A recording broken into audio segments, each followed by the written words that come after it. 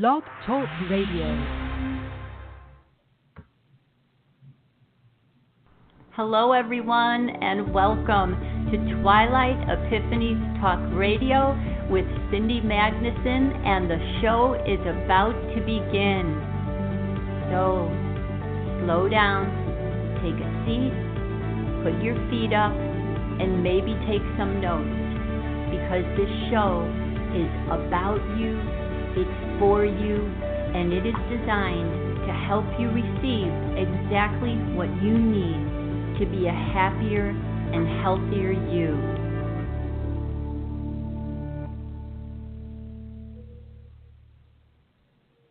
Hello and welcome everyone to Twilight Epiphanies Talk Radio. This is episode 17, and it is also show number 5 in the series The Elephant in the Room is Real, What Now? And tonight in this series, I am welcoming back to the show Daniela Rambaldini, who is a medical intuitive and spirit reader. And anyone who is interested in catching up on Daniela's first show with me, that show is, I believe it was episode number 6, and it is listed both on my website under the media section of thectechnique.com. And that is also listed on Daniela's website at energeticsofconsciousness.com. So Daniela is the owner of Earth, Moon, and Sun Energetics, and she experienced a very powerful samadhi awakening at age 3 and has since that time known her life purpose here for assisting humanity in this very powerful time of awakening. Her work consists of spirit and Akashic readings, medical and intuitive energy scans, readings for your past and parallel lives, children and youth in-depth spirit readings, energy clearing and rejuvenation healing, and animal sessions. Her work can be both live, online, in person, or conducted via email. And tonight in this show, we are once again addressing this area of sexual abuse that is coming to the surface as it is being revealed how this underbelly here, this undercurrent, has been running very much unchecked and unbalanced. And we are experiencing collectively all of these different situations of this information surfacing and all of these scandals, which have been actually going on for quite some time. But of course, right now, they are being revealed much more quickly and much more deeply, with a greater amount of the public being involved in speaking out. And I have invited some very beautiful, wise women to join me in these next shows in the series to talk about their own personal healings of sexual abuse and the patterning that was correlated with the energetics that were taking place. And Daniela is going to come on tonight and talk about the patterning that reaches all the way back into times in the past, what certain energy situations set these circumstances up so that we are working through some of these situations. What are the childhood imprints that take place, and especially in the earlier years in the child? What are predisposing factors that we can watch for in parenting? And then what types of experiences become that a child who has had a sexual abuse situation, what types of situations do come out that are part of being attracted to a child who's had these experiences? And going into then, how does Daniela tonight specifically work with her field of expertise in looking to integrate this on an individual basis, release from this imprinting, and heal to move on in the future? And as well, we are looking at this as a collective healing? How also can these communications here assist us as a collective to work through and integrate these revelations in having a proper spiritual discernment towards it? So in earlier shows, the gentleman who came on, and I also had spoken in 2 shows prior, and then Bernard and Lewis came on. And I want to be sure that sometimes when we are so delicately saying that we don't want to judge things black and white or evil and good, and that everything is the way it is for some type of reasoning, I want to also continue that into that we are all of us addressing this situation here because it has gone on unchecked and unbalanced. It is at a peak space of having been created out of free will, and it is a time frame specifically designated for now that we are here to rebalance what has been taking place, with the goal of releasing the need to have this continue as it is.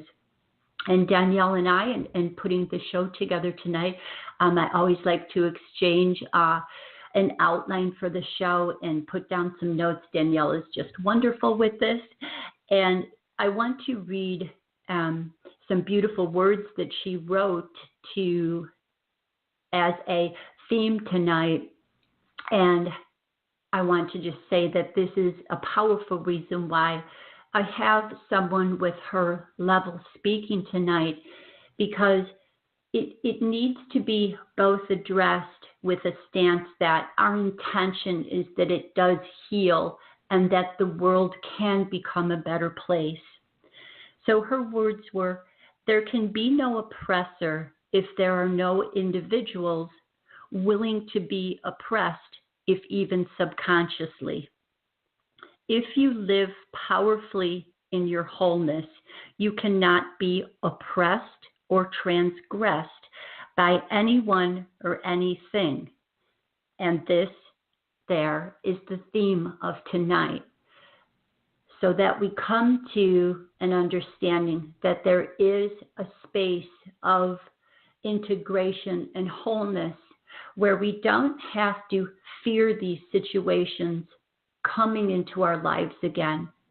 Because a powerful point that I want to send out tonight to anyone who has experienced this or knows someone who has, or may even see it developing somewhere, as part of working myself with many people already, one of the most difficult places that someone who's healing from this has is having the trust in themselves in going out into the world and feeling safe again, without them feeling like they are going to choose the same.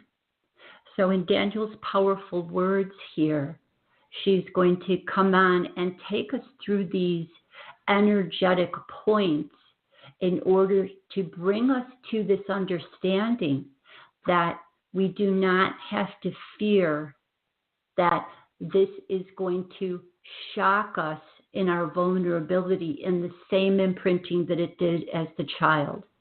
Because you are now the adult, having reached the child space that is a possibility to be done, and you are the protector here in your divine wholeness and guidance.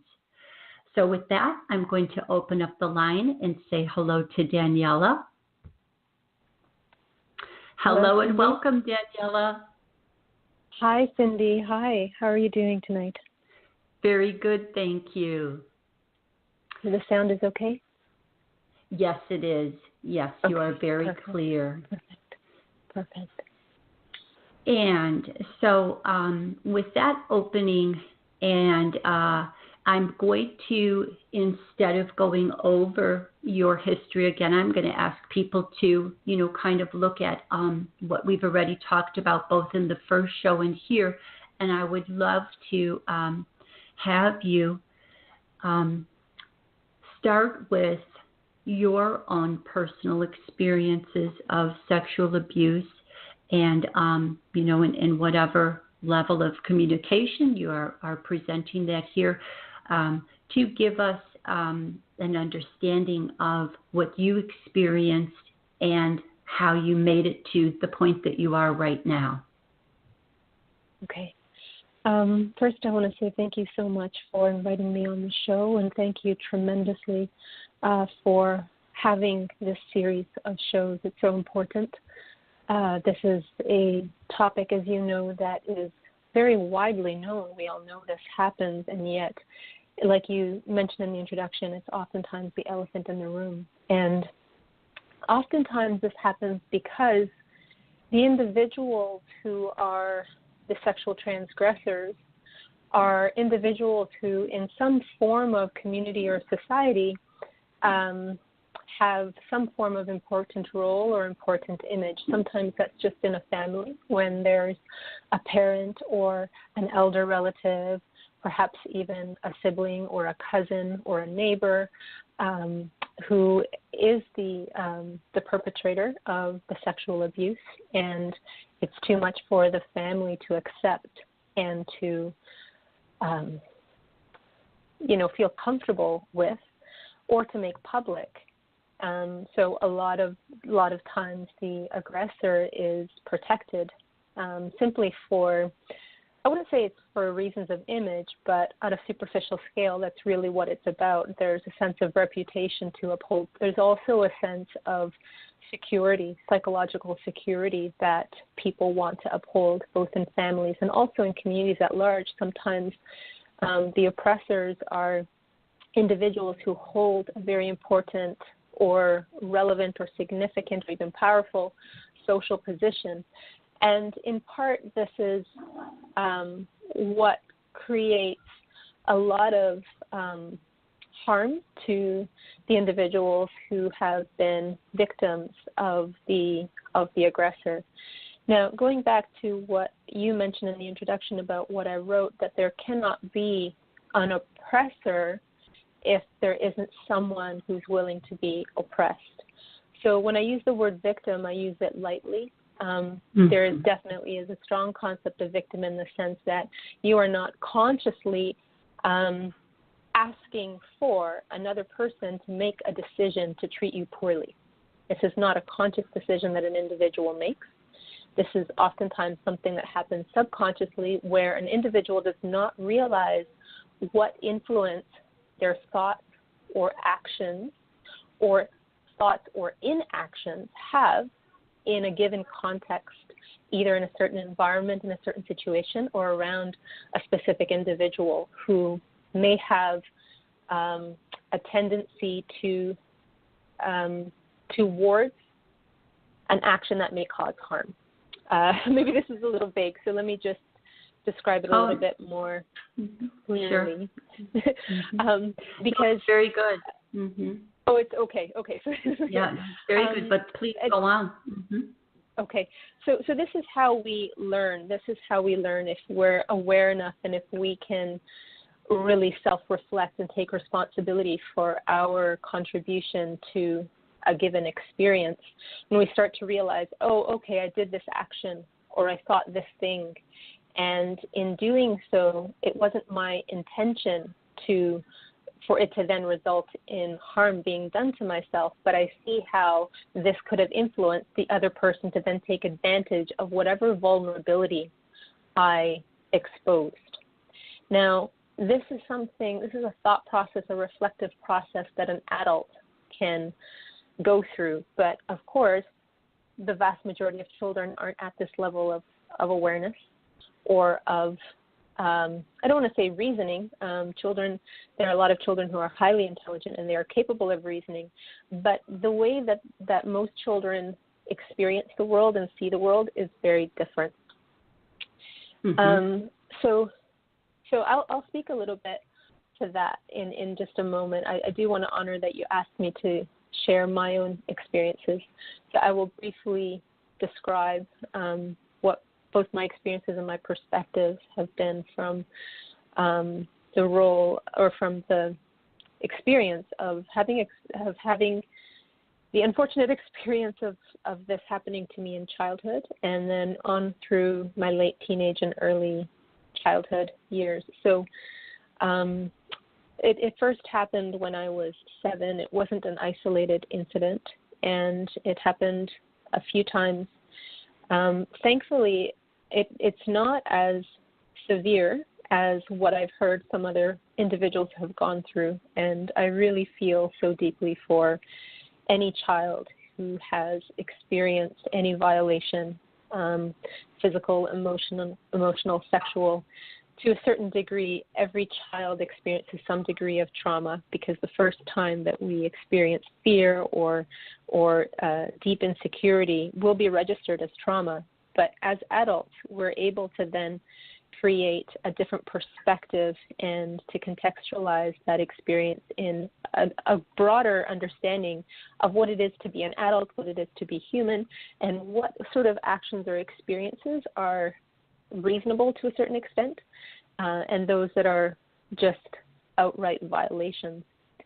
So my experience was most certainly an outright violation. When I was a child, I was forced to perform sexual acts that I did not want to perform, and then while I was doing them, I was also ridiculed and made fun of. So it was a double layer of very profound psychological trauma, and it was a culmination of, I wouldn't say it was a culmination, but what I experienced was I had been bullied for almost my whole life up until that time when I was about 7, and then very unfortunately my birthday wish when I was turning 8 was that it would stop, and I was actually really upset that I had to waste a birthday wish on making that stop, because I realized that it was not my fault. It was another person who was imposing this on my life, and I never asked for it. And I started to, for the first time in my life, perhaps really feel what resentment and bitterness and deep anger felt like. And I wanted to protect my parents. I didn't want them to know what was happening to me. I didn't want to reveal the identity of the person who was doing this, because I knew that it would just crush my parents. And I remember looking at them as they were waiting to take a picture of me while I was about to blow out the candle on my birthday cake, and just feeling like I didn't want to crush their world.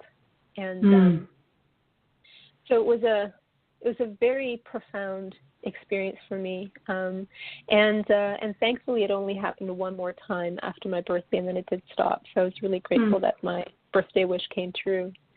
And then I was pretty clear of it. I was still being bullied. I still was quite unhappy with how certain things were playing out in my world. And it wasn't until I believe I turned 16 that then it started to happen again. As I came of age. I guess I was pretty awkward between the age of 8 and age 18. And then or 16, and then when I started to develop into womanhood, it started to happen all over again. And it happened for several years in many different circumstances and by many different people. It happened with a neighbor that was near my parents' house, and then it happened at school, and I was stalked and molested, and then I experienced rape, I think 4 times.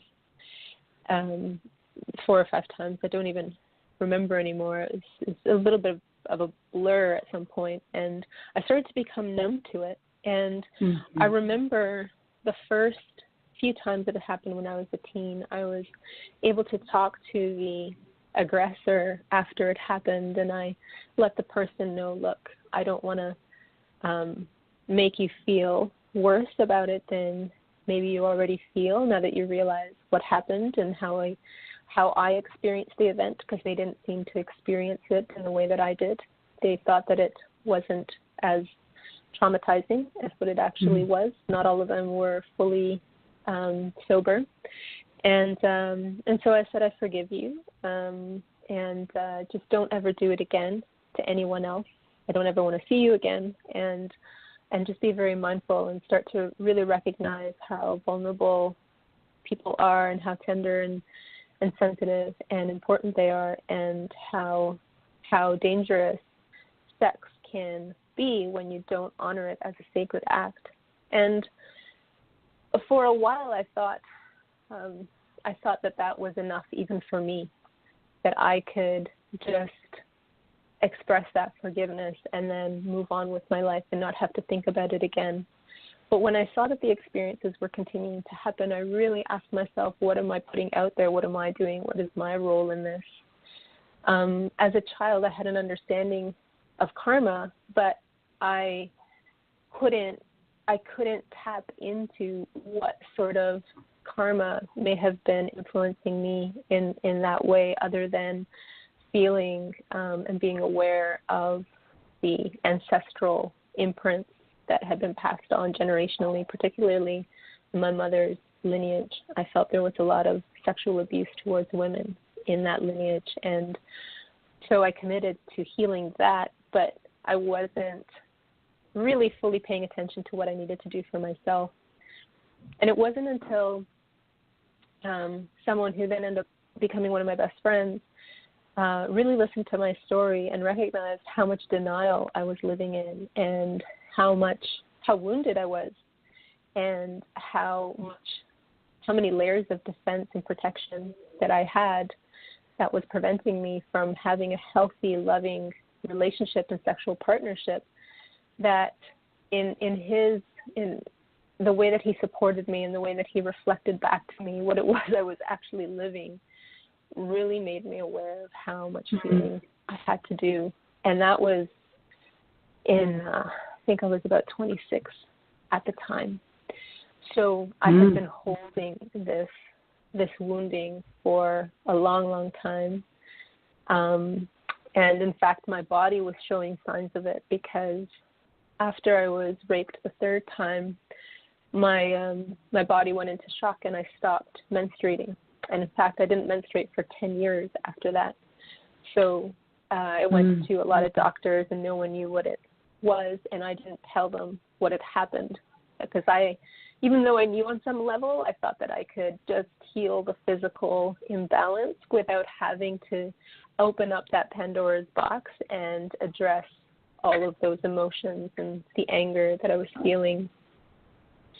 So it wasn't until it happened again with a woman, and who was a stranger. Up until then, it was people who I knew on some level. There was some sort of social connection to these individuals. And for the most part, and it wasn't until it happened with a stranger that it just shocked me into an awareness that I really needed to pay attention to this in a huge way and treat it as one of the most important priorities in my life. And that's when I really started my path to healing. I'm not sure if you want me to go into the path of healing, or if we want to talk about that later on in the show, if there's another question you want to address. Thank you for that, Daniela. And, my heart goes out to you. Obviously, the strength that you have achieved out of the earlier experience is very amazing. So I want to recognize you for that. Thank you.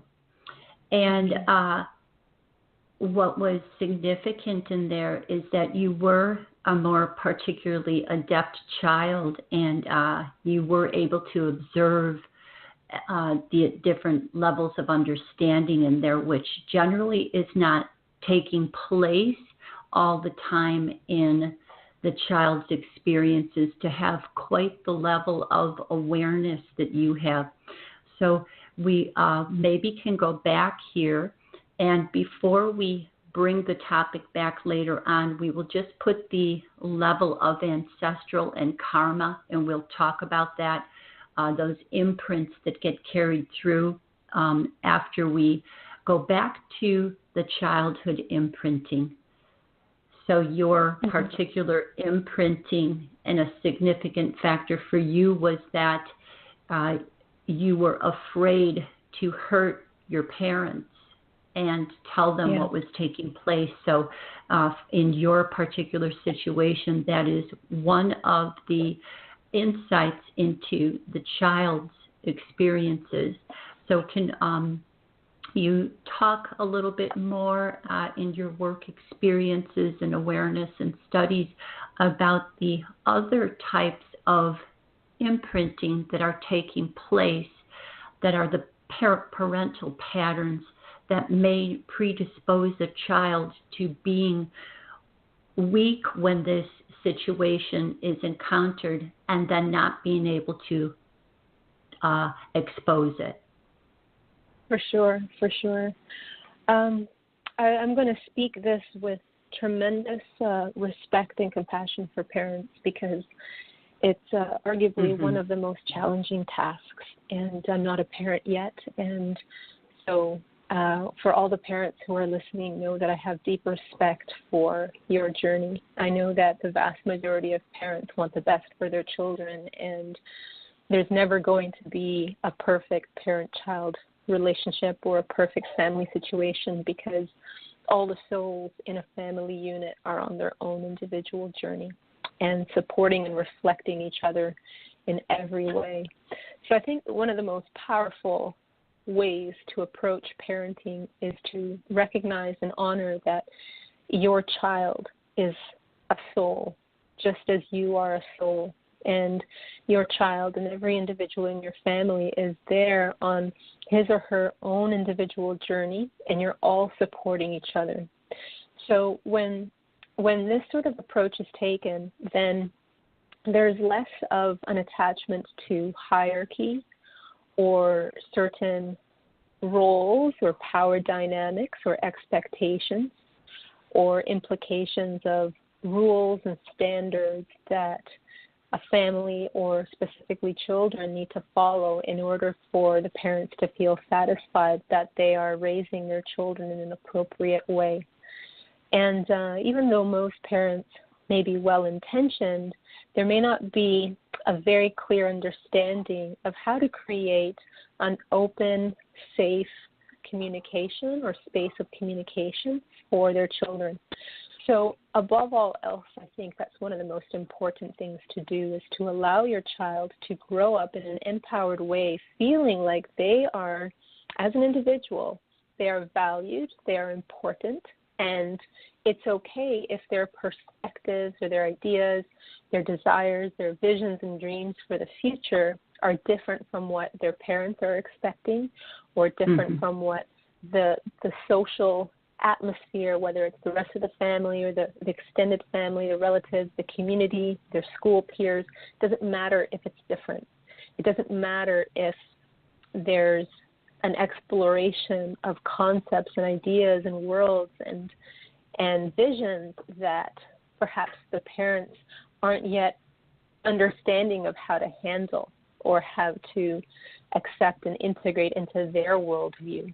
So I think above all else, that is the most important thing to do, because when a child feels free and confident and empowered in his or her own self, and feels free to express what is happening in his or her own inner world, then it's a lot more likely that this child will not only express him or herself in any situation where there may be something that doesn't quite align to his or her own inner experience, but it's also more likely that this child will feel comfortable expressing things that are happening that are out of line or that make the child feel uncomfortable. When a child is raised in an environment where their feelings are less important than the rules or expectations that a parent has of them or that society has of them, then they will devalue their own inner needs or their own perspectives. And these are the children who are at risk for being harmed, because they become very vulnerable and they create relationships and interactions of either codependency or subservience and of obedience. So in a situation where there may be a transgressor, noticing that this is a very pliable child, a child that can be taken advantage of easily, a child that that can easily be silenced, a child that won't fight. There's this is aside from the innocence that is already intrinsic to children, right? There's the innocence of children, and then there's the level of the disempowered child that creates a weak, an aura of weakness, right? And these are the children and also the adults who are the ones who are at least subconsciously willing to be oppressed or suppressed, because they are not creating space for their own self. They are not claiming their own self. They're not claiming their power. They're not claiming their energy, and creating a space or an aura that is much firmer and more defined, rather than it being permeable. So for children, we can have a lot more compassion for children who are in this state, because the vast majority of children, we're very dependent on the individuals who are providing for our physical survival. And so we're dependent on aligning to the expectations and rules of those who are providing for us, so that our needs are met. So from a perspective of psychology, I guess, children are very self-absorbed, and they have to be, because they need to get their needs met, and they're also quite self-centered. Doesn't necessarily mean they're selfish, but they're self-centered. And again, they need to be, because they need to have their physical needs met and also emotional needs. But emotional needs vary amongst children depending on the individual's soul. And so that's a little bit different, I suppose. So going back to how children internalize their world, any child who is being denied something that is essential to the child, whether this is physical needs, emotional needs, psychological needs, a sense of security, the sense of consistency, then these children, their primal response for survival is going to start to take precedence over anything else, because they're going to be on high alert all the time, and they're going to always be looking out for how to get their needs met. A child who has experienced trauma will have this state of mind and state of being just magnified many times over, because not only are they living in an inconsistent environment, perhaps in their family, but they have actually experienced some pretty severe trauma and harm done to them. Okay. Is that your cat? Oh, you can hear her. I was kind of hoping you would. I think it's wonderful. You know, I think your cat wants to be here and help also. That's wonderful. I had a pep talk with her prior to the show. I said, okay, look, you can't be asked to be let out of the room. You have to just chill out for the show, because then they might hear you. Sure enough. It's wonderful. Okay. Well, thank you for that beautiful and thorough look at some of the dynamics that take place that set up these energetic patterns between bringing together these energies that actually match between, a child and someone who is going to come in there and in some senses fill a need. So as you were talking there, so one of the a very strong pattern to watch for is a child that is not receiving the amount of proper love in touch, and where their heart chakra is very comfortable and open, and then of course they assume that posture that is forward, and even sometimes the lower lip is dropped down, and you can see these patterns in the child that is shutting down their heart because their needs are not being met there. And that creates the energeticness of sending that out, bringing a perpetrator in towards that. And of course, that's not a dynamic, as we are saying, that is intentionally done, but it is part of the dynamics that we may be able to, as anyone listening, to watch out for these particular children and have a little bit more of an understanding of what events may take place.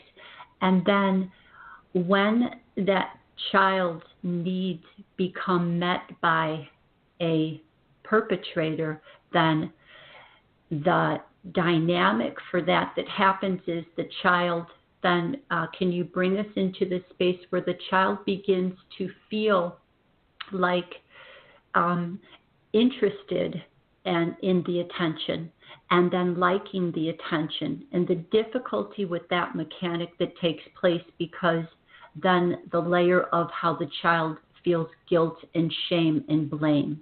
So can you take us through those patterns that happen? For sure.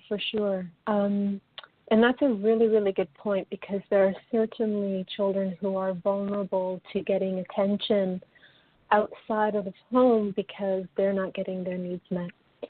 And this, again, is rooted in a very, very deep pattern that happens in the home that may, one thing I want to mention is, if I could just jump back a little bit to the previous point that I was making, is that sometimes what I notice is that if I speak with parents, they'll say, oh, but I spend time with my child, I talk to my child, and, I try to cultivate a good relationship with them, and that's really beautiful. The other thing, and you may have a good relationship with your child, at the same time, you also need to witness who you are and how you are in every other aspect of your life. It's not just, you can't just be a good role model for your child when you are acting or interacting one-on-one with your child. So if you are in other aspects of your world, for example, being disrespectful with your partner, being disrespectful with your own parents, maybe talking badly about the neighbor, or getting angry with your own self, or judging your own self and criticizing, having maybe disempowering or negative words that you use on your own self, but then you turn to your child and you say everything nicely, that child is picking up everything. They're not only listening when you are having a conversation directly with them. They are watching you and picking up on your inner world, because children are a lot more sensitive to energy and to emotions than the vast majority of humans are, because, again, as I mentioned, children are they are dependent on their environment satisfying and providing their own needs. So they have to be hyper vigilant and very aware and learn how to navigate their environment on all levels. So parents can't only think about how they are creating a relationship with their child and try to be on their best behavior with their child. If the relationship that they have there with their child is very important, that's very beautiful, it needs to be important, you also need to witness yourself in every other respect. So there may be children who, when you speak to them one-on-one, you may think that you have a good level of communication with them, but they may feel that if in other areas of your life you are judging or closing off to the ways that maybe a child is actually feeling inside, that child will never reveal to you what it is that they're actually feeling, because they heard you judge it in someone else's, in an interaction that you had with someone else. And they'll start to realize, okay, I can't show that side of myself because mommy or daddy thinks it's bad or wrong, or even grandma or grandfather, anyone who's important to the child. So it may feel very shocking to parents when their children grow up and all of a sudden they have this great disconnect with them, or, as you say, their children may start to feel like they are seeking attention outside of the home or enjoying attention that may be sexually perverse. These children, the patterns of thought and behavior that they have within their own mind, it's already been distorted a long time ago. And again, it can be challenging because there's the element of karma and the element of who and what a soul is and who and what they have come to learn and grow beyond. So it can be very powerful for parents, a read of a spirit reading on their children, just to have a greater understanding of the child's idiosyncrasies and unique soul path.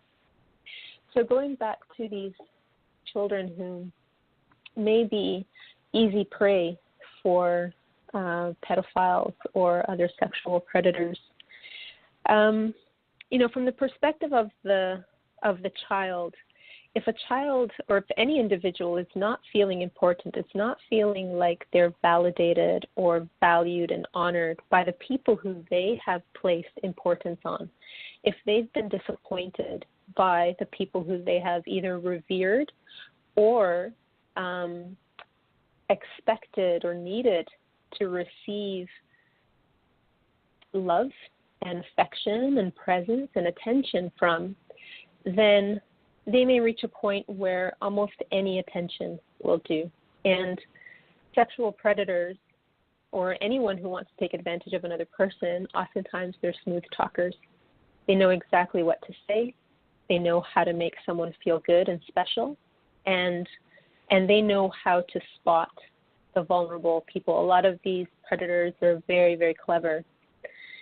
So if a parent is starting to recognize this in a child, it can be very challenging because sometimes they've reached a point where the relationship that they have with the child is so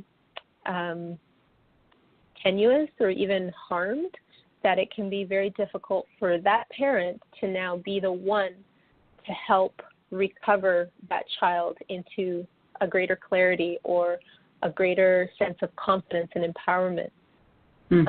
Because that child is going to feel like, well, who are you to tell me how to live? Who are you to tell me now that I have value? Because either for so long you have either told me that I don't have value, or you have not valued yourself, and I learned this from you. And again, the child may not have that level of awareness to articulate this. So at this point, it's really helpful to have someone else, oftentimes someone who is mature but who can relate to and feel like closer to a friend to this child as a source of intervention. I've worked with quite a few adolescents and young adults in this way because their parents are not able to speak the child's language. The child does not feel understood by their parent. And oftentimes the parents are so distraught with what's happening that they're more fixated on a right and wrong kind of perspective that creates rigidity and doesn't allow the child to really express his or her own needs and feelings and perspectives.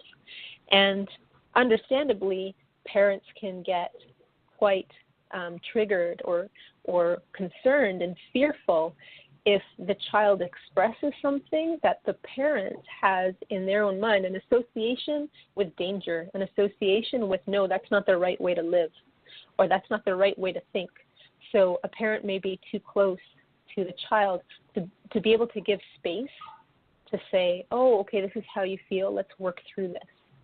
Yeah. So it can be really helpful to have someone who is, it doesn't have to be of a specific age. Sometimes a counselor who is quite old in physical years, but has a young, open-minded mentality and is able to create a safe space for the child to express him or her own self. Ultimately, it's about resonance at this point. And I think that usually is the most powerful way to approach the child, to give the child and help to nurture the child into a greater sense of empowerment, and then work on healing the relationship with the parent and the family so that the child can feel more accepted, more valued, more integrated. I mean, growing up is not an easy thing to do. Being human, being an adult is not an easy thing to do, but as children, stepping into a greater sense of self, a greater sense of self-awareness, that's a very, very challenging time. So I think a tremendous amount of patience and openness and compassion and acceptance is necessary. And as I said, with parents being so close to the child and so involved in maybe all of the events leading up to the child being disconnected from his or her own truth and his or her own power, it may be very challenging for the parent to play that role to bring the child back into a sense of self. I think that, sorry, were you about to say something? Oh, no, I was just going to say that very much so by the time the child gets to around between 13 and 15 is when there starts to be a lot of a power struggle, because then the children are exerting themselves a little bit more. And that power struggle that's there between, as you were saying, well, you already hurt my feelings, and my ability to open up to you now is so closed down because time after time again, I opened my heart to you only to have you not give me what I need, but even on top of that, add injury, to insult and hurt my heart more. So there is a power struggle, and I think with if the parent is able at this time also to be recognizing these patterns taking place, there is that initial also shock that they don't have the close relationship they thought they did, and now they have to, face their own part that they played in this. And that initial embarrassment and confusion that they're feeling amongst, as you were saying, parents, the role of parenting today is so much more complicated than it used to be, with so many different imprints that children are getting imprinted with between, television and foods and all the other things that are being put into their body with vaccines and so on, and even social media. So the whole structure is so much more of a challenging dynamic with having two parents working, that it is a very challenging space when all of a sudden you really would need to stop a great deal of other areas that you're involved in and really give this a great deal of your time in order to heal. I definitely can relate to everything that you were saying. There was beautiful.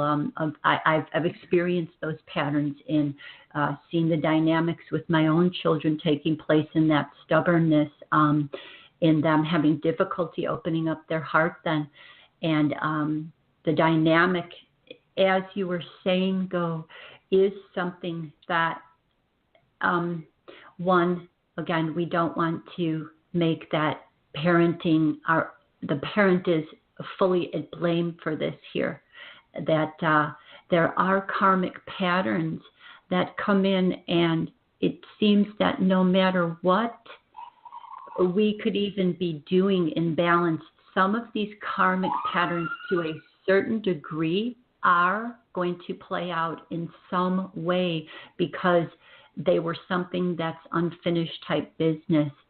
So maybe one of two directions here we could go into some of these karmic energetic patterns that take place that do tend to bring this together here, or we can go into maybe, and just continuing on here, the space where now that these patterns are here and imprinted and they have not been healed enough, but they're still affecting the child, the kinds of relationships that end up taking place for young adult and adult then.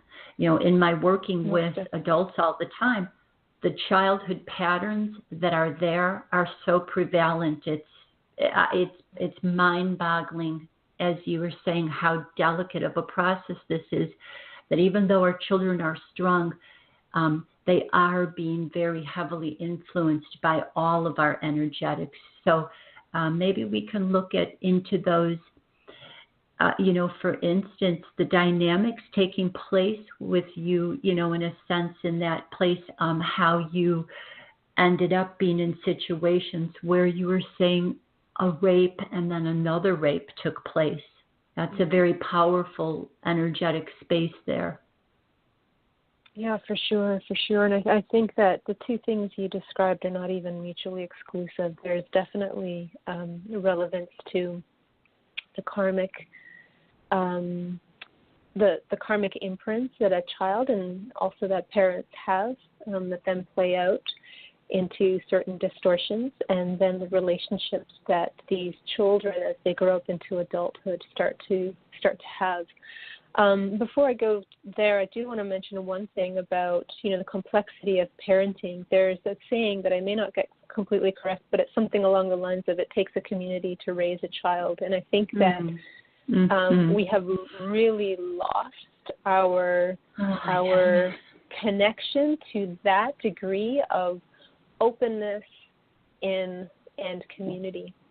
And especially in our so-called Western world, where success is so important, and being a super mom and a super dad and having a super family and keeping up with the Joneses and doing it all yourself and impressing others, we've really lost our humility in recognizing that we are all very sensitive, beautiful, complex beings, and there's no individual who is always going to be 1,000% what another person needs. And this includes parents and children. And I think that it's beautiful to allow a child to be nurtured by different individuals who are well-intentioned and have the best, the best intentions for the child. So that may be something for parents to consider, and to allow their children to grow up with as the rich beings that they are, and really honor children so that they're not pigeonholed into some form of carbon copy to be the perfect child for the perfect family and the perfect everything. So that I think that's relevant to some families, but not necessarily to all. So going to karma and karmic implications, that I think is going to also bring us into the collective, and seeing how we are clearing collectively, we're clearing collective karma as well every time these situations occur. And as I mentioned in my notes, and I think you mentioned in the introduction, is that it's an archetypal dynamic that is playing out in sexual violation, where there's the oppressor, the archetype of the oppressor, and the archetype of the oppressed. And ultimately, this archetypal dynamic or event is rooted in power struggle and power play. And this may be the sort of foundational or fundamental archetypal dynamic or story, because it arises from the soul's journey in human form to return to itself. So the soul's journey in accessing and embodying its own power within itself, and not seeking anything outside of itself, anything external, as a source of vitality, validation, essence, a sense of wholeness. So both the oppressor and the oppressed are disempowered in this power dynamic, because they're both believing that their power is outside of him or herself. So the oppressor is believing that the oppressor is disempowered, so it believes, or he or she believes, that they must take power from another individual, particularly one who is weaker, because that's where the oppressor can play out his sense of disempowerment. He's feeling or she is feeling disempowered by something that he or she feels is stronger than him or her own self. So he has lost something. Whatever he or she has lost needs to be taken from something or someone else. And so there's an aggression and an oppression or a thieving, a transgression to steal the power from someone else. The individual is being oppressed also is disempowered and believing that they don't have access to their own power, that it's okay for this individual who's stronger than they are. Oh, well, yep, you have more authority to take my power than I have to keep it. So they play out this very vulnerable role, and it doesn't mean that in the actual event, for example, it doesn't mean that, for example, in a sexual transgression, that the person who's being transgressed is passive and doesn't physically fight the aggressor. Doesn't necessarily mean that, okay? But there's a certain energy that the oppressed is playing out that can be resolved in this experience, or perhaps in the act of having something taken from them, the oppressed wakes up, the victim wakes up and says, hey, no, hold on a second, you're not allowed to do this to me, and I'm going to fight, and from now on, I'm going to take care of my own self. I realize that I have value, and I'm going to protect myself. So that ultimately is the point of power. That is the lesson for the oppressed to learn, and that is the sort of silver lining along the cloud, where the oppressed is woken up into, hey, hold on a second, this is wrong. Whatever has happened here, even if I don't understand why this is happening, I realize that I have value. I'm going to protect myself. My life is important to me. You can't hurt me, and I'm not going to let anyone else hurt me. And that's what the oppressed needs to wake up into. And it may take a long time for the oppressed to wake up into that, depending on either that individual's karma or that individual's current environment and childhood environment and the beliefs that they have running in their mind, their indoctrination and their imprints. So it may take a long time. Or if an individual isn't deeply disempowered or deeply entrenched in disempowering beliefs, that individual may need only one such instance to wake up into their power and reclaim it. As for the oppressor has a similar journey where the oppressor needs to wake up into a certain level of consciousness that says, hold on a second, I don't need to harm someone else. I don't need to steal from anyone or anything else. I have value, and I don't need anything outside of me to give me a sense of value or to give me a sense of power.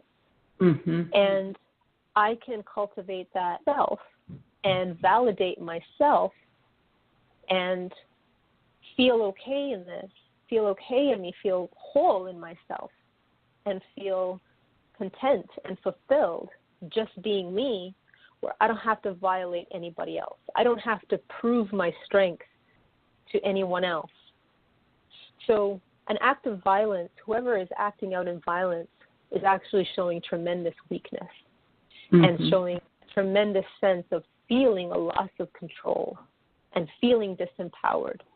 So something happened along the journey of the oppressor that caused the oppressor to feel profoundly disempowered. And there, again, are karmic reasons why someone who's disempowered may play out as in an aggressive way versus may play out in a victim way or and it doesn't mean that an individual who at one time was violent is always going to play out the disempowerment in a violent way. Okay, so sometimes the oppressor can become the oppressed, or at one time certainly was the oppressed, and it could also be that the oppressed then becomes the oppressor to someone else. Okay, so it's not a defined archetype that is only in the psyche of one individual. Most often it's both of them playing out in one individual. And those who are acting out in violent ways, they may have an initial thought or feeling or inner state that is low frequency, negative, dark, whatever you want to call it. Maybe they're feeling angry, they're feeling frustrated, they're feeling resentful, they want to take on revenge. And it may just be a thought for that individual. But if this individual is very permeable or is in an environment that is quite negative as well, perhaps this individual is not taking care of him or her own self, then they become very vulnerable to other dark energies that will magnify and sometimes hijack the consciousness of these individuals.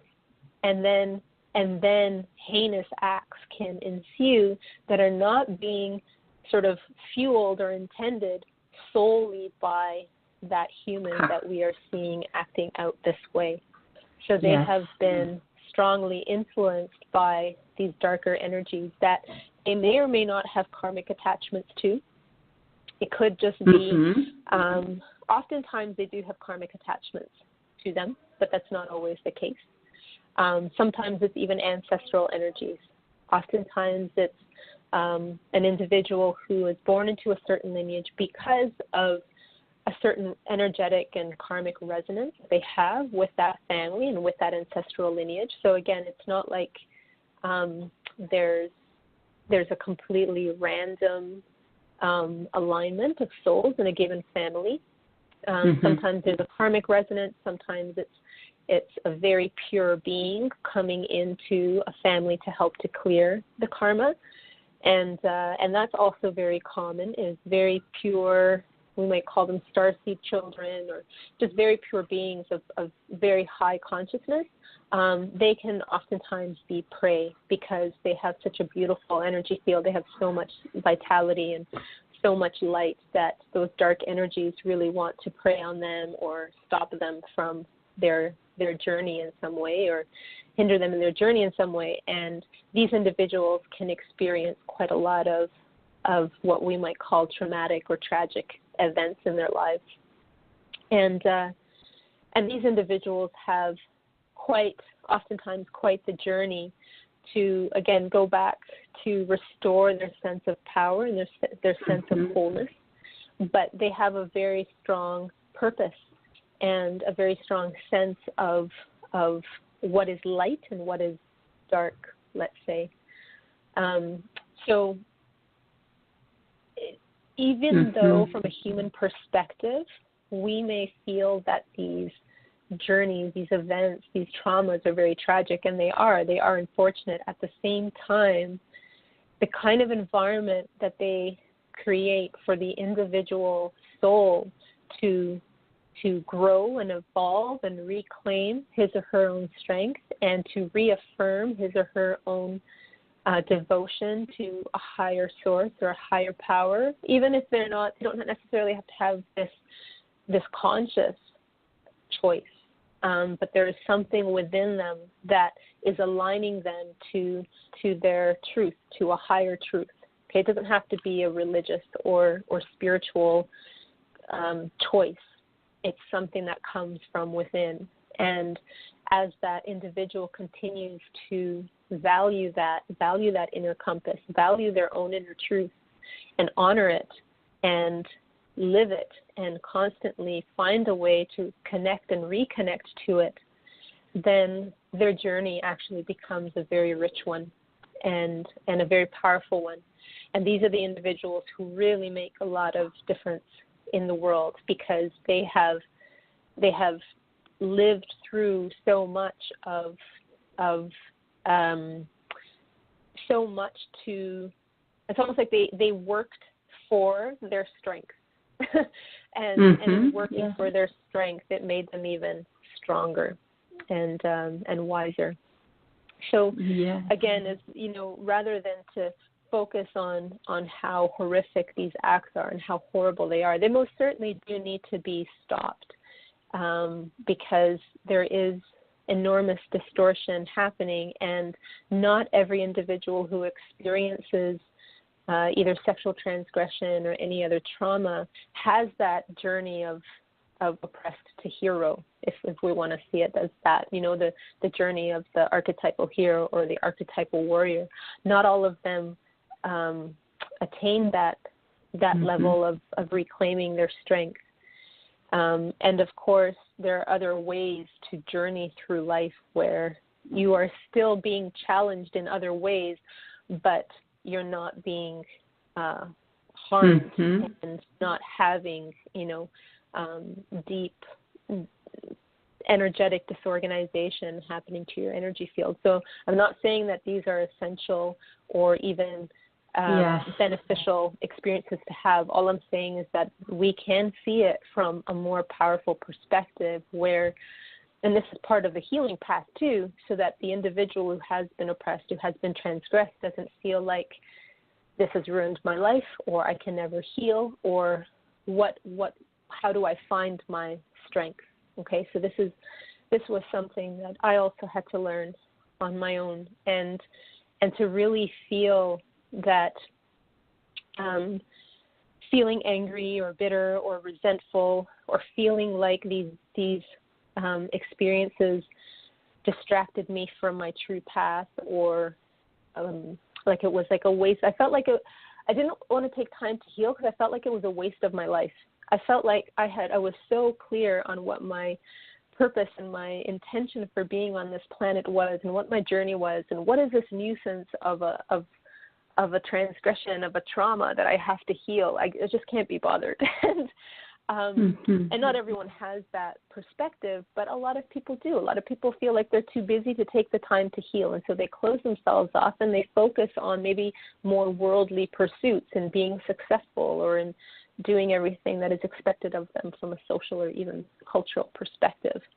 So that, I think, that perspective may be perhaps more prevalent than we realize, because healing is a very messy journey. It's quite there's a lot of emotional chaos that can arise, and a lot of confusion, and whatever you think is real, or whatever beliefs you have created for yourself so that you feel safe and so that you feel a sense of purpose or direction or a sense of what reality is, all of that can really just crumble, and a lot of people don't have the tools or sometimes the strength or the will to process all of that. But there is tremendous value in processing all of that. And one of the things that I committed to myself at a very young age was that because I understood that many, many lifetimes happen for a given soul, and that this journey was just one of many, and that this journey that I have on planet Earth right now is one that I chose, but is also one that is going to influence all of my other souls' journeys. I've never lived this life thinking that from birth to death, that's all there is. So I've always lived this life without a constraint to time, and with this intention that I'm living for many lifetimes. And so I'm mindful of the choices I make, not just in how they impact me in this lifetime, but what I'm setting myself up for in other dimensions and in other lifetimes as well. Yes. That's been beneficial, and not everyone has that perspective or that reality and experience, but at least for me, and at least for those who are coming into a greater awakening of the expansiveness of reality, this may be something that a lot more people can maybe gravitate to or feel a resonance to, and start to incorporate into the ways that they live their life, even if they haven't experienced trauma. Just recognize that if you don't live your life in a very powerful way now, you're also influencing future adventures. And yes, and that's exactly here in looking at how the collective is addressing these situations. You brought out fantastic, amazing points in there because the dynamic, as you were saying, when you sent notes, is that sometimes people want to just look at whatever happens is because if something harmful happens to someone, sometimes they want to put that blanket reason for it over it, and that, well, that's their karma and it's coming back to them. But if you expressed there in the importance of opening up this type of a dynamic conversation, is that you cannot look at situations as being just that one line of events that took place. The dynamics are enormous, and it depends upon what stages the individual souls are at, because you, as you expressed, when entities come in, because the veils between dimensional spaces are thinner right now and there's more of an influence, there's more of an energetic space and electromagnetic frequencies even for them to piggyback in. So everyone right now is more vulnerable while we are becoming more adept and open. So you have additional go on. Mm-hmm. Yeah, and you're very right in that. And what I also want to say is that a lot of people don't have a deep understanding of what karma is. So karma doesn't necessarily mean if you're experiencing sexual abuse in this lifetime, that means you sexually abused someone in a previous lifetime and now it's what goes around comes around. That's not necessarily the karma of an individual who's experiencing sexual abuse. So oftentimes the karma is something similar to this individual didn't value him or her own self, or gave away his or her own power in another lifetime. And doesn't necessarily mean that this individual is purely innocent. They never did anything wrong. They never harmed anyone. I mean, let's face it, we've all caused harm to someone at some point. Even if we cause that harm to our own selves, we do it even in a given lifetime. Even if your intentions are good, it doesn't necessarily mean whatever. You know, this concept of good intentions, it's beautiful, it sounds great, but you can justify anything to yourself and say you have good intentions. So you may not necessarily intend to cause harm to someone, but you may also not necessarily be acting in integrity. And if you can't hide behind the cloak of, well, I have good intentions. Well, that's lovely, but you also need to have a greater sense of self-awareness and responsibility for what you are doing and how you are behaving and what the implications of your choices and ways of thinking are. And you can only do that if you pay attention to the feedback and you look at what the consequences of your actions are. So good intentions will only take you so far. It becomes a little, create self-denial or what people call spiritual bypassing. If you're always just creating this cloak of what your intentions are or whatever else it might be, whatever other story of denial. Going back to the karma and also the collective karma that we are collectively clearing and carrying. Again, an individual's karma may be that in the journey of being oppressed, they've come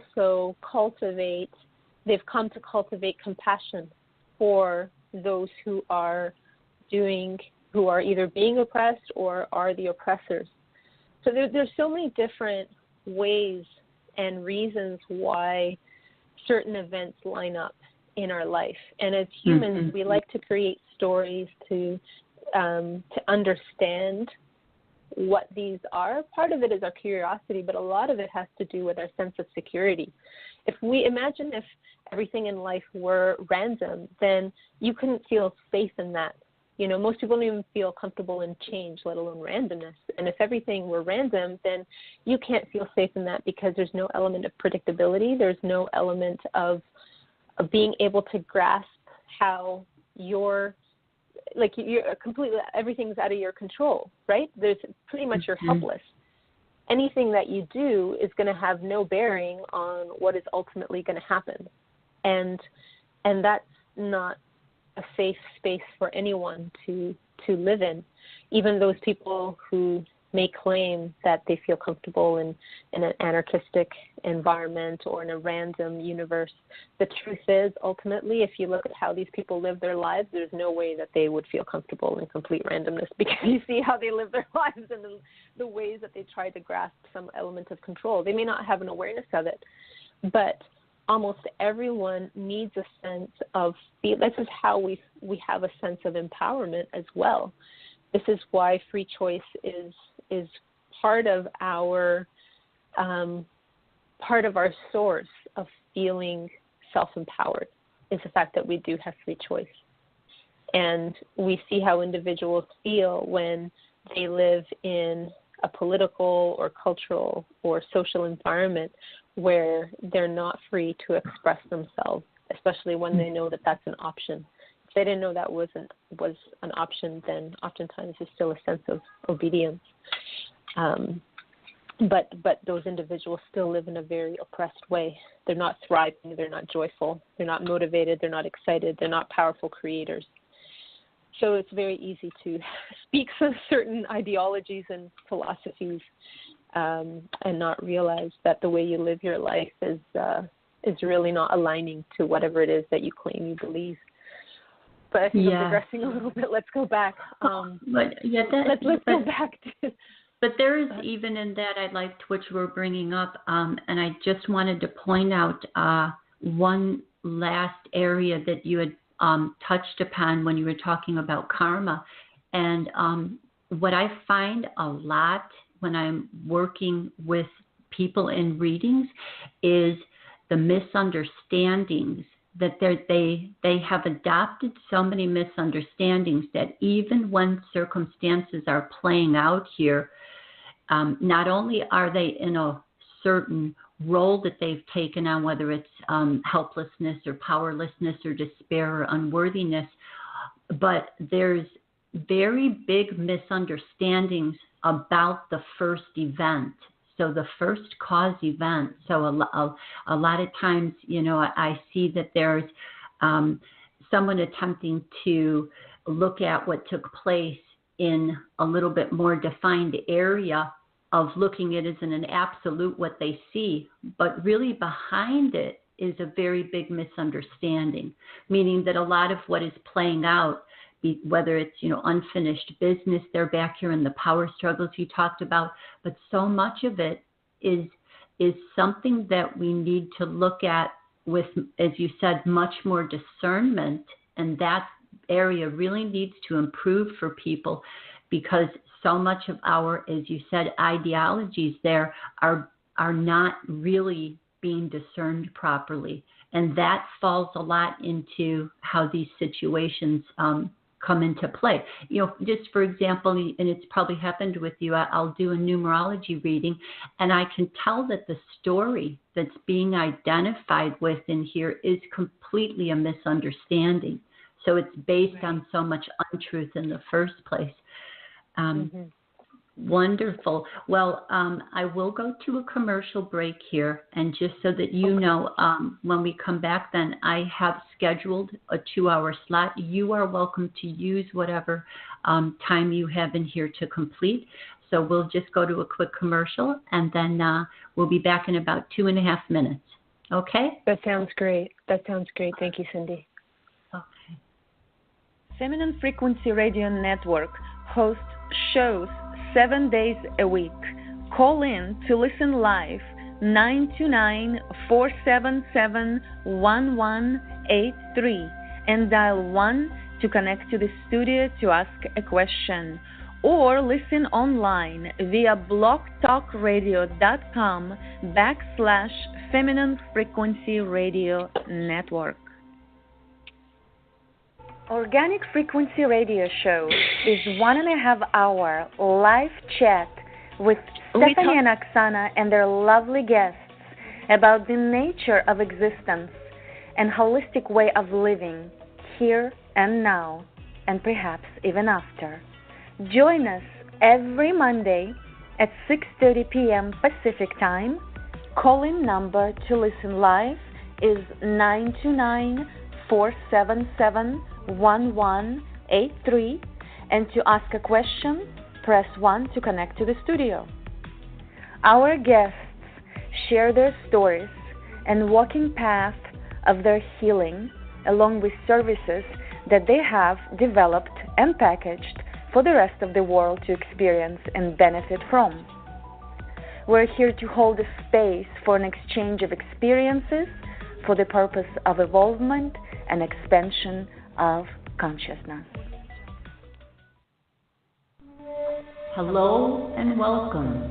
You are now entering the corridors of Twilight Epiphanies Talk Radio with your host, Cindy Magnuson, premiering Thursday evenings, 7 to 8:30 p.m. Central Standard Time on Feminine Frequency Radio Network, You are invited on a talk radio journey to the center of self.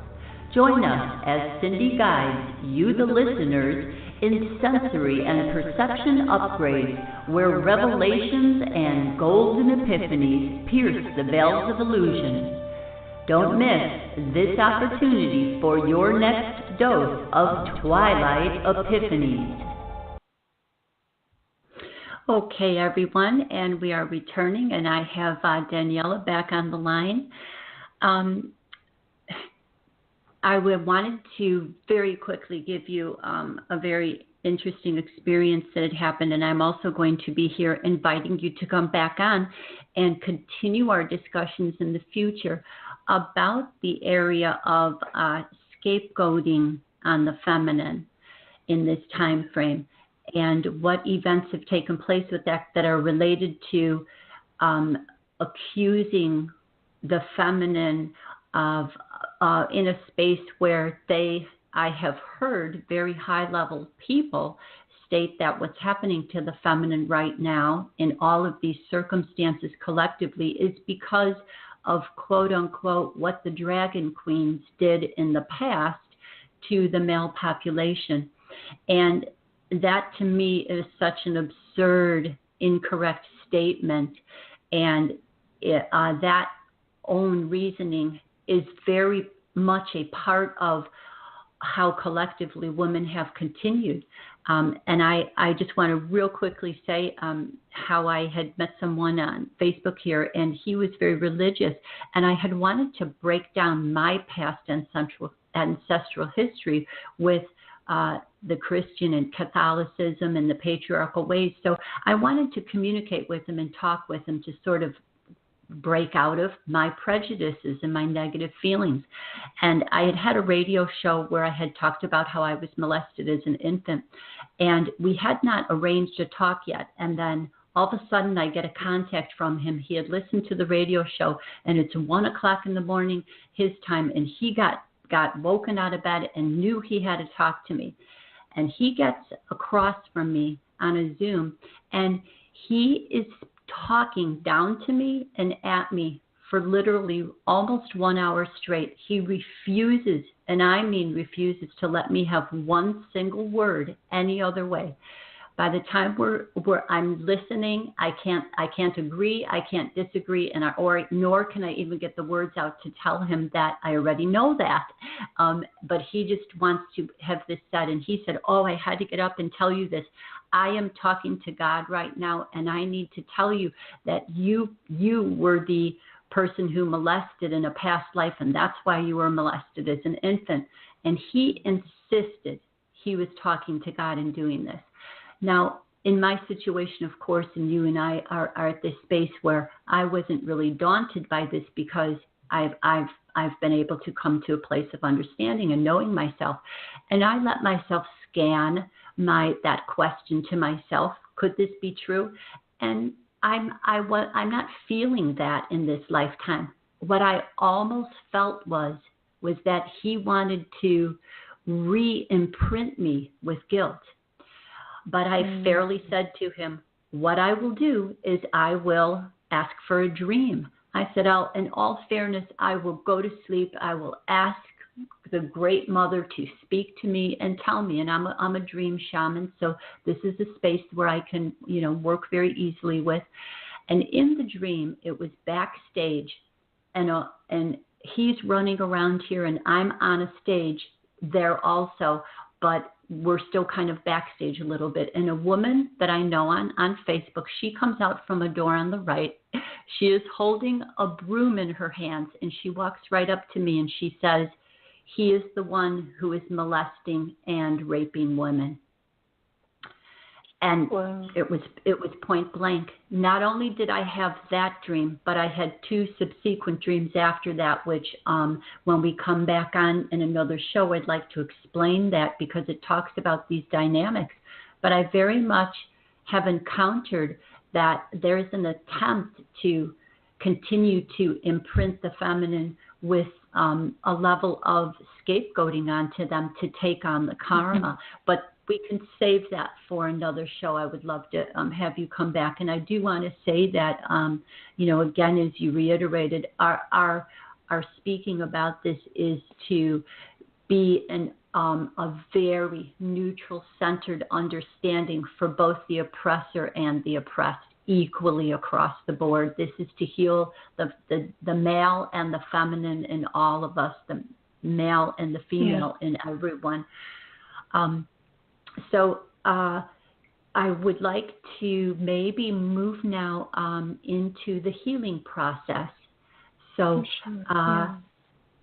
maybe in starting out with the most dynamic place that gets imprinted is the child's feeling that it was their fault, that they caused it, that they wanted it, that they liked it, this confusion. And of course, depending upon the dynamics of the situation, the victim, the child, or, even the young adult anywhere in there is fighting for their life. Many times they have to open up to the oppressor just to survive.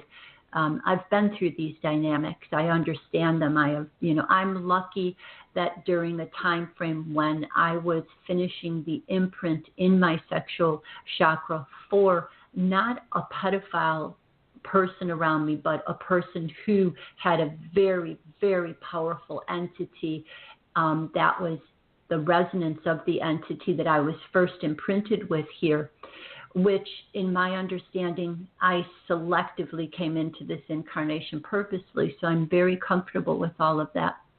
But that dynamic was so powerful that I am lucky that I lived through the experiences.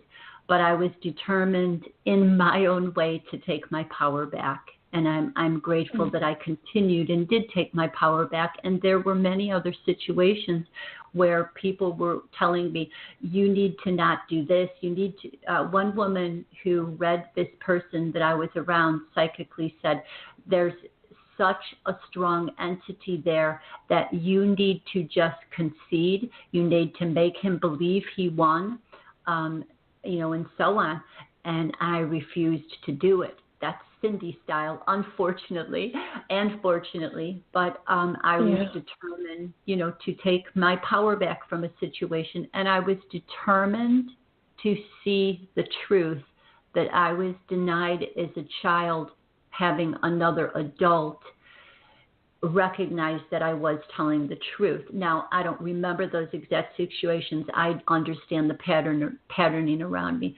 So going into this, the child's point of view that's taking place, the dynamics here, and this shame and guilt that play out in here.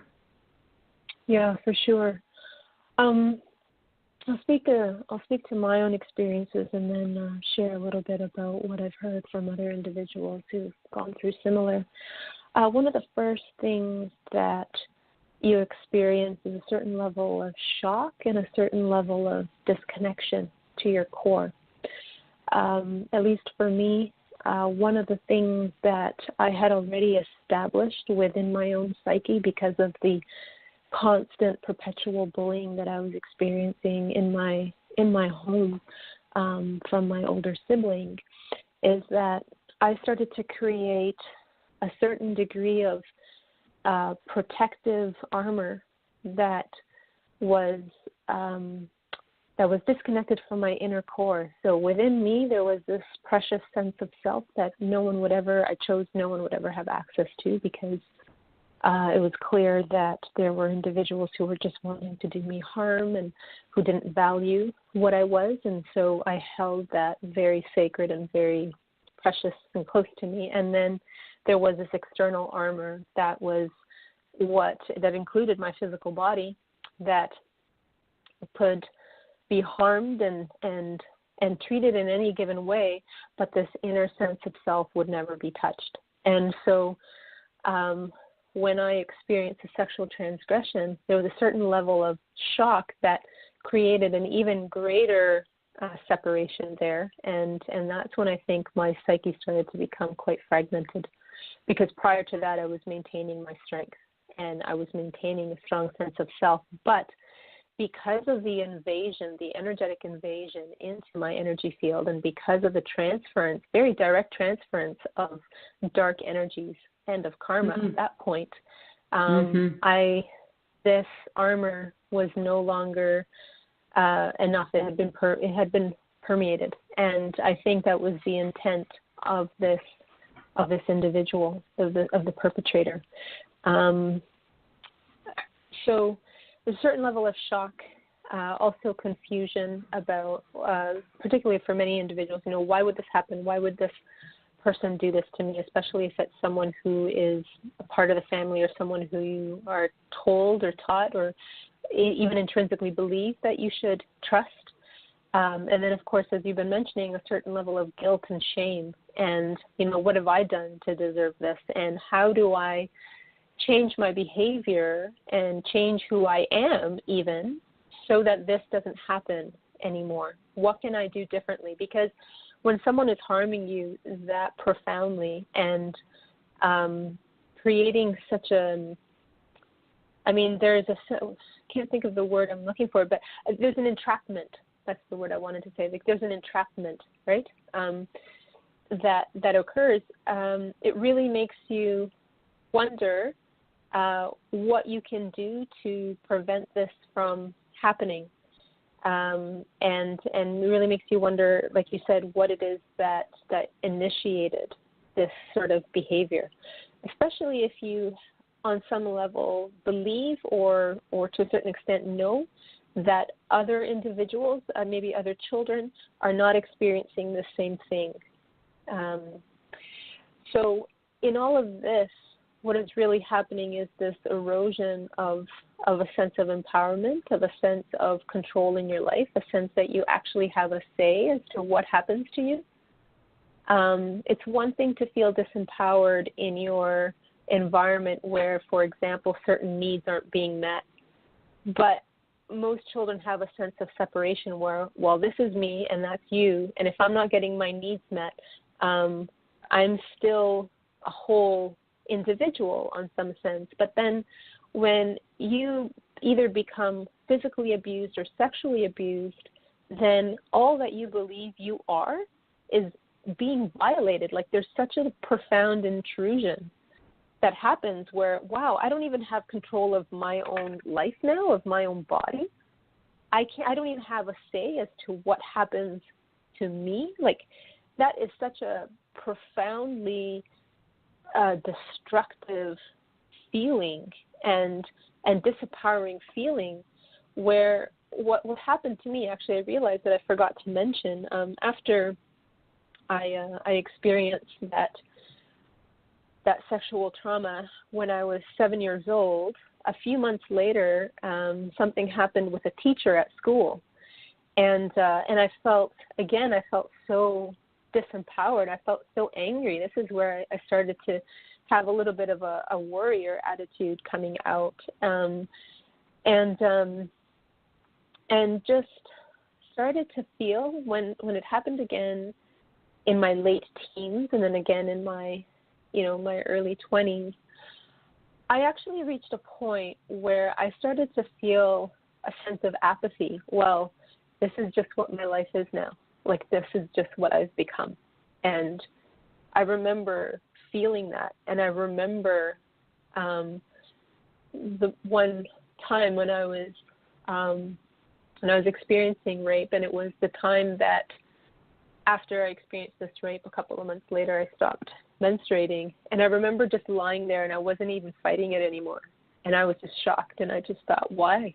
Like, why is no one valuing when I say no? Why is no one listening when I'm fighting? Like, why? What is it that I'm not expressing? I tried so many different approaches to either make an event stop while it was happening, or to prevent that from happening, or to prevent myself from being around people who would do me harm. And I was at a complete loss.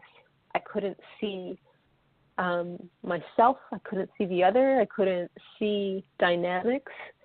And I didn't realize that the reason this was happening was because every day of my life as a child, I was on some level, maybe not every day of my life this is going to make my parents look horrible, but on some level, I was being undervalued, particularly by my father, not so much by my mother, by my father and my sister.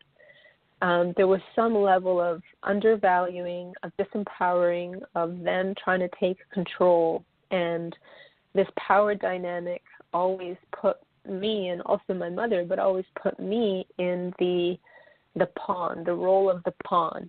And there were many ways that I just took on that role because I didn't want to fight. I didn't want to create tension. I didn't want to perpetuate whatever dynamic was playing out in their mind. I just wanted to let them do their thing and walk away and live my own life. But in doing that, I was also perpetuating it. And in doing that, I was also absorbing and starting to believe that which they were acting out. And that's the greater harm that I did to myself. As I grew into adulthood, to witness how the sense of undervaluing myself was playing out in my relationships. And this is where the role of relationships can be a source of mirroring and in that way indirectly help an individual heal, or they can be a source of support and a source of unconditional love and safety, where someone who's been wounded can find a safe space to really be loved and not feel like so-called damaged goods. Because part of the challenge, particularly in our current society, where people tend to, the vast majority of people tend to be rather self-serving. This is how our media is also trying to encourage us to live. There's oftentimes a sense of not wanting to be in a partnership with someone who is wounded because that individual requires a lot of love and support, and therefore that person's partner needs to be a very humble, compassionate, emotionally generous, and patient person, and to not be self-absorbed or to not be entrenched in the more superficial, material, and egoic validation kind of stories that are quite common in our modern debaucherous societies, or at least hedonistic, even if they're not debaucherous. There's a lot of hedonism that is perpetuated and even encouraged in our societies. So it can be quite challenging for someone who's been traumatized to feel as though they can really truly be themselves in relationships, whether it's friendships or sexual partnerships, because there's a sense of, again, like the sense of almost being damaged goods or having emotional baggage or, having a lot of needs and requiring a partner to be quite sensitive and emotionally mature to create that space for what a traumatized being really needs. So that can create another level of protection that a person feels they can't really honor what it is that's happening within them. And in an environment and a relationship or relationships where your inner truth can't be honored and expressed, then true healing cannot occur. Those kind of relationships and environments, you're better off leaving them if you can, and finding and creating for yourself sacred spaces for you to feel safe and loved unconditionally and accepted unconditionally. And of course, that has to happen within you and your own self first. So not seeing yourself as shame is quite a profoundly disempowering state to be in. Guilt can be, if you don't let it turn into shame, guilt can be quite a strong and powerful teacher if you allow yourself to witness it and to learn what it is that you're feeling from it, because guilt oftentimes is related to a sense of comparison or expectation. So you feel guilty because something happened that you didn't want to have happened, or something didn't happen that you want to have happen. Like, most often there's a comparison or a sense of expectation. Something should be a certain way and it's not. But you can learn from that. That can be quite a powerful contrast for you to recognize either what's important to you or how you want to change. And it can really, once you allow yourself to view it in a positive way, then you can motivate yourself to act upon that and to direct your life and direct your future choices in a way to not only resolve the guilt, but also allow you to not repeat those same actions again. But when guilt becomes perpetuated and it becomes, when you give it a lot of power, then shame arises, and shame is very deep, because shame is a self-deprecation. Shame, you are devaluing yourself, or perhaps another is attempting to devalue and disempower you.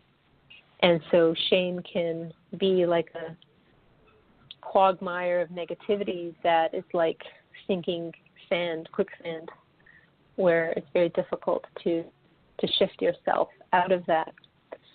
And in order to release a sense of shame from having experienced sexual transgression, it's important that you don't blame yourself for the occurrence and that you don't take responsibility that is not yours. So you have a sense of responsibility to yourself in learning how you maybe abandoned yourself in that experience or prior to that experience, which is what made you vulnerable. But you don't take responsibility for how another person chose to take advantage of your vulnerability. Yes. So, yeah, you may be an easy target. You have to take responsibility for being an easy target, but don't take responsibility for another individual's distortion or perverse way of thinking that they take advantage of an easy target. And that's very important. Yeah, that's very significant that, that females tend to take on. And another space that I see right within that dynamic, and as I was talking about misunderstandings, is that with sometimes for example, a religious dogmatic thinking, the person takes on the guilt, and as you were saying, if it doesn't go in the positive direction and it goes in the negative direction, then they feel like they need to be punished in order to release themselves from what is, they feel like they can't forgive themselves for. And then that is creating such a dynamic in some people's lives that you find when you go backwards, into dismantling the connected memories that have brought someone to a certain space, and you find this self-persecution right there. And they literally, if I stop and dismantle and get to that point and say, is that this persecuting moment serving you positively? And the answer is always no, that it's not. It is, and that's a big part of what has been injected and infiltrated into our mind concepts, how we frame, how we think that we should forgive ourselves and move forward from something. And that's a little bit of that wrongful thinking about karma, because if a person feels that they should accept it, okay, but they should also, meaning I killed someone, so I want to come back in another life and be killed by someone too. Okay, that is free will choice, but there is grace. So to open up people's concepts to being able to come back in the next lifetime and work to help counseling people who go into situations to become, so out of balance that they may murder someone, work in these systems, whatever it is. There's a different way to fulfill it, to have that opening. And either one, I'm not going to not validate it, but to leave it open. Whatever someone feels they need to do, okay. It's an interesting dynamic I see with my children and my higher awareness of where I was out of balance. But I fully understand why that I had no other reference for even knowing I was out of balance when I was doing certain things. But I'm going to take the responsibility on. But at a point where my children at different points in their lives would prefer to have me continue to pay that back more and continue to, so that they can stay sort of in a state of the past as opposed to them moving forward. That also I find is a reference point that's within people that unless they experience it and maybe have someone with a higher perception like this give them that understanding that each and every point along the way in the spectrum of healing is a choice that you have to make based on your internal feelings. So there was a certain point where in the healing process with my children, I said, I fulfilled my debt, what I feel my responsibility is, and how you are from here on. I can't be responsible for that. You have to do your own healing in this point.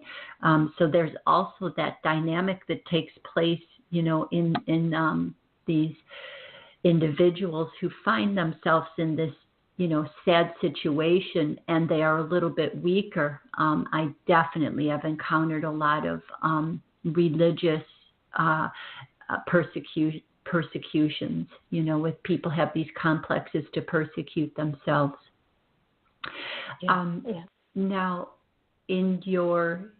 we have about 10 more minutes if you would like to continue on here. And so these imprints, as healers, we can see them within the physical field, and work with them and energy attachments. Can you talk to us, about any of, these types of situations that you see? Now, an interesting dynamic that you talked about was the transference. So when I was around and sexually with an individual who had a negative entity, it did transfer into me. And that, I was working with a reader, and that reader could determine the level of, as I was pulling away, she was even noting that I was moving through a color spectrum of removing that imprint of having that energy even be within me. So, and it's an attachment level. And I could, even in recent experiences, just even with a family member here having a dark energy attachment, and I still can feel that imprint in that time. And I'm working on dissolving that imprint and healing that. So even the, the victims of this sexual abuse also have this imprint that if it can be healed before they leave here, then they can release that from, and if they had taken it on for an ancestral reason, meaning that they came in, because I find a lot of individuals who are the matriarchal or patriarchal person coming into a family line, and they do have the capacity to break the pattern. And I'm seeing a lot of that right now, and I'm sure, yes, you always do. So that space of what you see energetically taking place, where we can help people to understand this additional dynamic of it, and how once they're healed, what that effect can be in the frequency that they hold when they are strong enough to release this energy from them. For sure. So Because the sexual organs, and particularly in a woman, the sexual organs are so, I wouldn't say vulnerable, but I'll say delicate and very powerful, because they create, sexual energy is amongst, if not the most powerful energy manifested in a human vessel. It's the distillation of the life force, and it is the force of procreation. It has procreative and generative capacity, so it's extremely powerful. And of course, the organs where this and the energy centers where this energy is synthesized and distilled and created, they're going to be very, very powerful energy centers and organs. And in a woman, because there's penetration, of course, also in a man or a boy can also be penetrated in different ways. But there can be a tremendous amount of energy transferred and of karma and entities transferred, because this is the avenue by which souls come into union. Sexual union is a soul at the soul level, perhaps more than any other physical act between two humans. So there are certain levels of exchange that can happen there that may not necessarily happen in any other form of interaction between two individuals. Not to say that it doesn't happen, but it is a much higher chance of very profound exchange or transference happening there. And entities are very easily transferred through the genitalia because of the energetics there. So oftentimes in other interactions, it's less likely that there will be entities or negative energies shared unless the person who's kind of picking up those energies has a certain energetic resonance with those frequencies. In the case of sexual transgression, that doesn't necessarily have to be the case. The oppressed doesn't have to have an energetic resonance with the entities that are that the oppressor or the transgressor has. Because there's such a destruction done to the auric field and the energy field of the oppressed, their energy field already drops quite a bit and becomes very permeable and damaged, and so dark energies can enter quite, I'll say, easily. What I see in those energy fields, it's different in every single individual, and sometimes there are portals to other dimensions or other parallel / past, however you want to call it, lifetimes. So that's when there's a lot of karma involved, and that has influenced the event or events or the sort of soul path that this individual is living in this lifetime. But in almost every individual, there are very deep imprints in the reproductive organs, in the heart space, and oftentimes in and around the head region as well. So sort of the three main power centers, the lower dantian, the middle dantian, and the upper dantian, if you want to see it from a more of a Taoist perspective.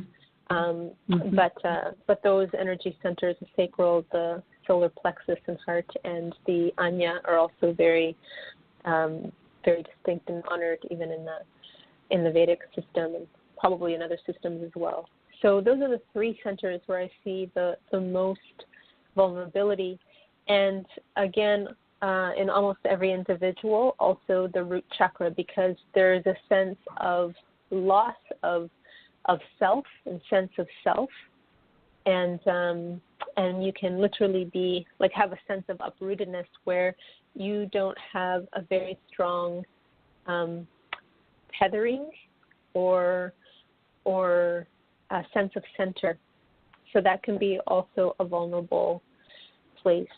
The auric field itself is quite often quite dark, but it really depends on where that individual is on their healing path and what is still happening in their lifetime. But I certainly see very, very impaired energy flow.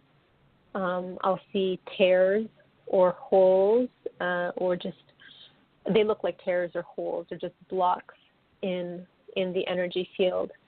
And from a more physiological perspective, almost every individual, if not every individual, needs to have very deep restoration of the nervous system, because there's an overload of information, because the individual is...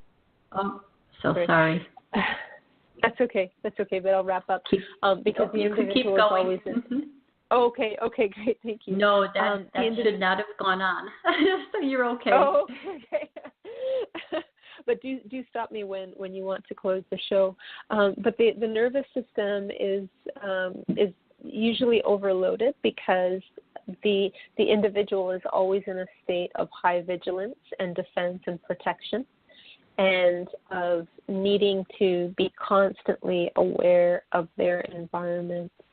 I actually just spoke with an individual a few days ago who was describing to me what she went through in her journey, where she could hardly sleep. Her sleep was very interrupted, because she always had to make sure that there was some level of vigilance happening. So she couldn't go into deep sleep, because her brain didn't feel safe not having a certain level of awareness of her environment, and that went on for years. And I can relate to that, because there was a time after I experienced sexual transgression that I was sleeping only about 4 or 5 hours a night. I was always very wired and always needed to move. I couldn't sit still. And I had to constantly, and it was very mercurial, so I couldn't let anyone try to figure me out. If someone said, "Oh, I noticed you're like this," or "You tend to think like this," that was cue for me to stop that and do something completely different, so that no one could understand who I was and know what my vulnerabilities were. Actually, it got pretty extreme at one point, where I shaved my head and started to dress androgynously, to the point where I remember feeling excited when people would come up to me and say, "Oh, I thought you were a boy." And I was like, "Great, that's great." Sure. Yeah. It took me almost hiding. time. Yeah. Yeah. It took me a long time before I felt comfortable growing my hair. And then it took me a lot longer to get to the point where I was willing to wear anything that was feminine and not baggy, something that, like a skirt, something a little bit fitted.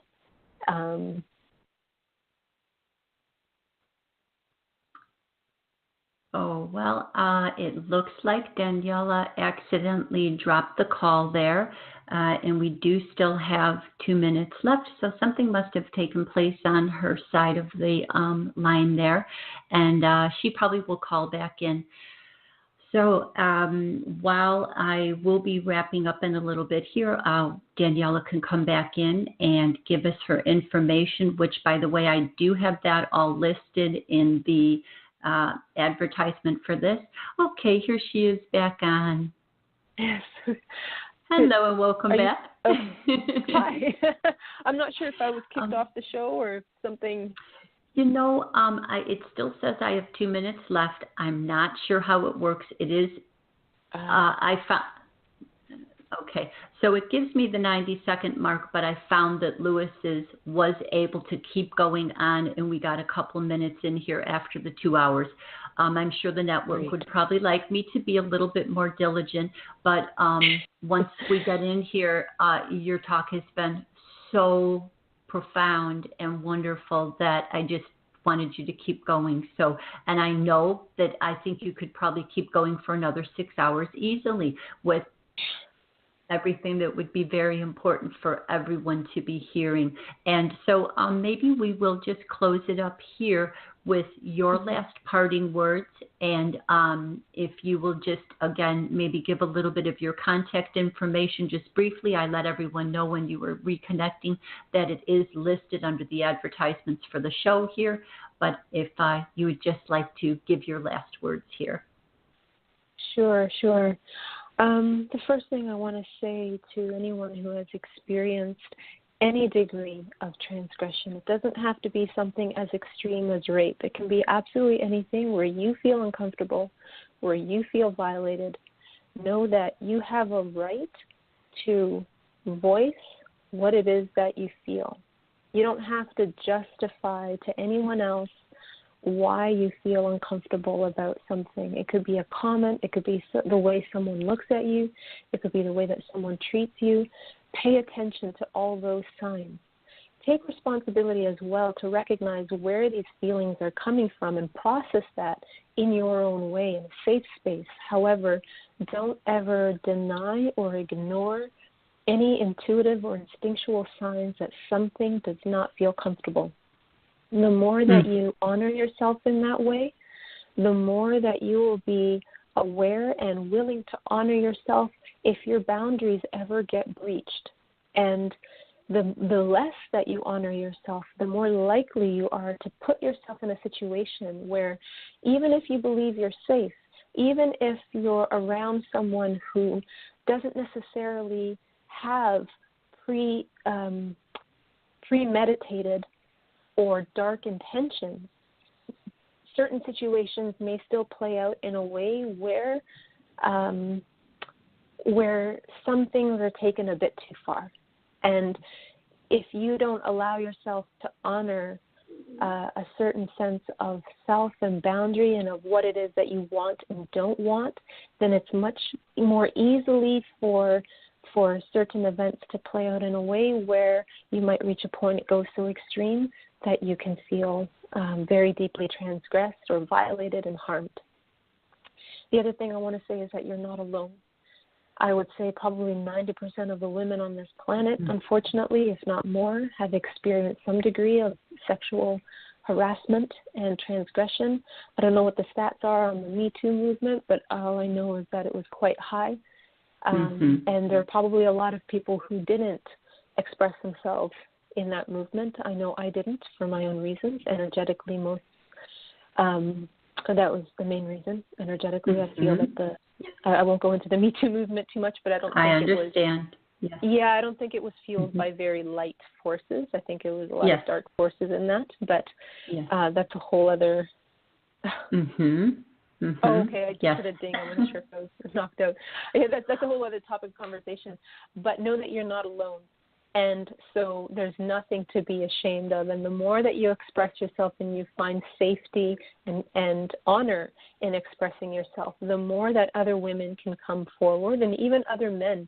There are a lot of boys and a lot of men who have also experienced these violations. And it's not until we start to remove the sense of shame and the sense of hiding and the sense of having to protect the oppressor, or even the idea of having to shame the oppressor. This is also not going to help heal us collectively.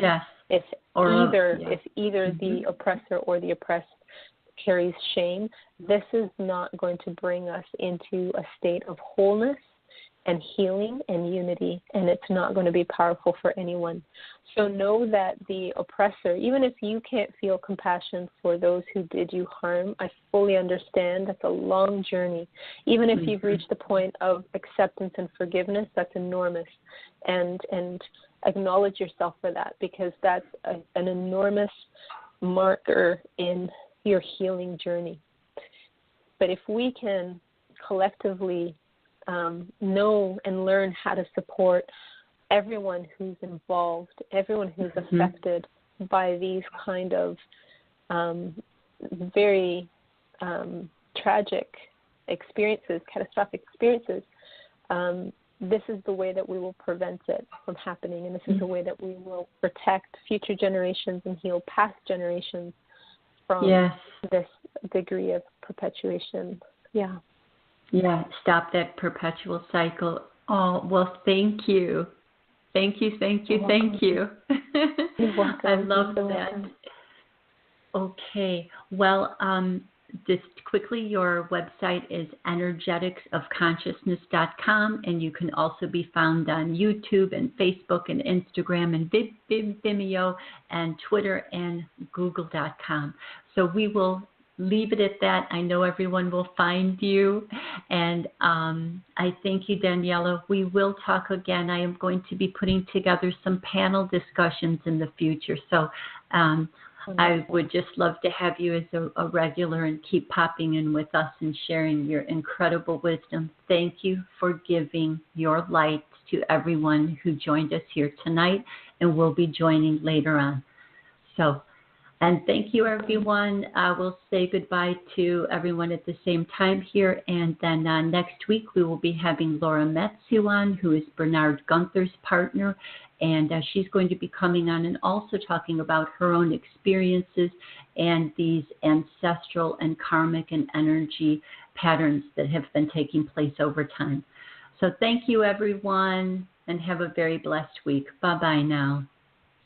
Thank you. Bye-bye. You're welcome. Bye, Danielle. Bye-bye. Bye, Judy.